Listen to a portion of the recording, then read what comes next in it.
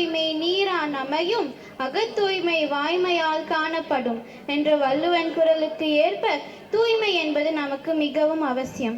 புற தூய்மை நீரான் உண்டாகும், உள்ள தூய்மை உண்மையை மட்டும் பேசுவதால் உண்டாகும். சுற்றுச்சூழல் தூய்மை மிகவும் முக்கியம். நிலம், நீர், காற்று, நெருப்பு, வானம் இந்த ஐந்தையும் சுற்றித்தான் சுற்றுச்சூழல் செயல்படுகிறது. இயற்கையின் அழகு என்ற தலைப்பில் நம் பள்ளி மாணவன் சுஹாந்த் இப்பொழுது பேச போகிறான்.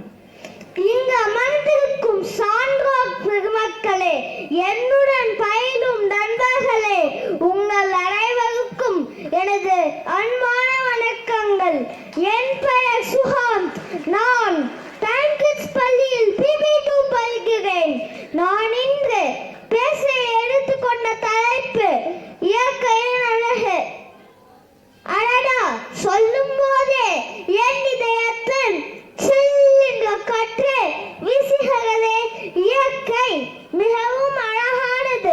நிலாவின் வெண்மை, பூவின் மென்மை எல்லாம் இயற்கை எண்ணெயின் அழகு. குழந்தைகளே, இந்த இயற்கையை அழியாமல் பாதுகாத்துக் கொள்வது நமது கடமை.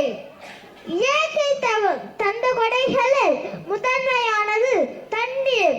நீரின்றி அமையாத உலகனின் யாருக்கும் வானின்றி அமையாத ஒழுக்கு என்கிறார் திருவள்ளுவர்.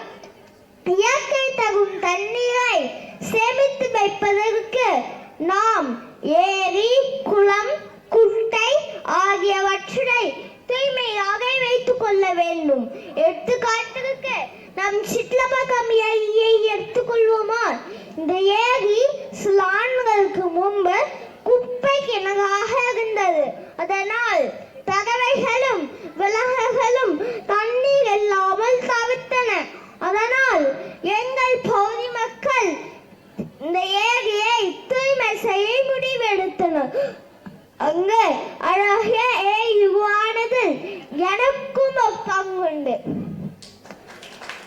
நான் என் தந்தையுடன் சேர்ந்து ஏரியில் உள்ள குப்பைகளை சுத்தம் செய்த போது எடுத்த படம் இது.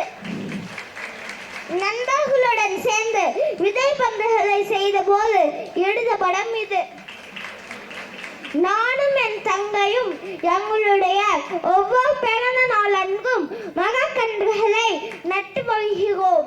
நாங்கள் நடும் இந்த சிறிய மரக்கன்று நாளை பெரிய மரமாக வளர்ந்து எனக்கு பின்னால் வரும் தலைமுறை மக்களுக்கும் ஜீவராசிகளுக்கும் பலவிதங்கள் பயனளிக்கும். கிளி வளர்த்தேன், பறந்துவிட்டது. அணில் வளர்த்தேன், ஓடிவிட்டது.